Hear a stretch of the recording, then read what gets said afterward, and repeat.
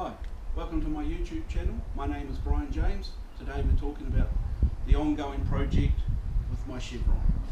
So in the past couple of weeks, what we've managed to do is have the radiator mounted. Now this is a 3-core RX3 radiator, lots of cooling. I don't envision that I'm going to need it, but I'd rather have too much than not enough. The radiator has been mounted to the end of the chassis. I've machined up some billet aluminium mounts that slot into the chassis and are held there extremely firm. They're not going to move. As we go further back along the Chevron, the other part that I've done is I've mounted the fuel tank. It's a Jazz fuel tank, it's 40 litres. So there are certain things I had to do with this, obviously, because this is what dictates the safety side of what I am doing. I make sure I don't deviate from this because this keeps me safe. So with the fuel tank, the straps have been made out of 30 by 3 steel and they've been wrapped over the fuel cell, but underneath them is a rubber buffer. So any vibration from the day-to-day driving will obviously not bite into the plastic fuel cell. So once again, it's all about safety. Okay, so that was the work that I'd done for the past couple of weeks.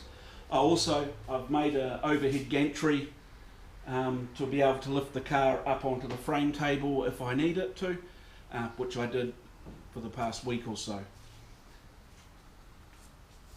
What we've had done for parts is I've got brand new engine mounts.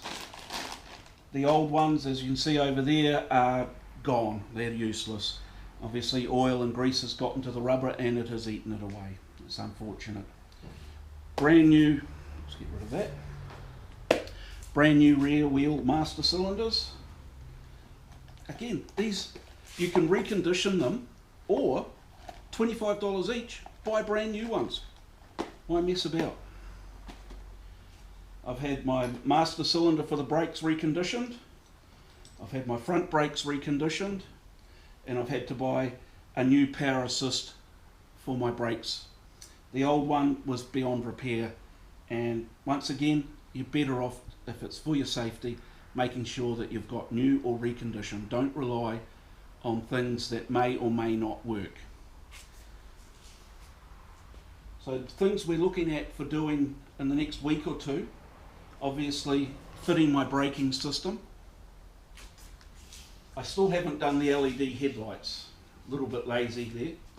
So I want to fit the LED headlights into their buckets and have the buckets at the correct angle on the bonnet. That's where they'll be sitting. Also I need to fit the rear tail lights to the car. Once again, it's not that hard a job, but because I've been busy with other things, that job's been put aside till the next week. It is now the next week. So, look, thank you for taking the time. If you like what you saw, please hit like and subscribe. If you're wanting to know anything about the car, me, or any of the process that I'm doing, please ask the question and I will get back to you as soon as I can. Thank you very much. You have a good day.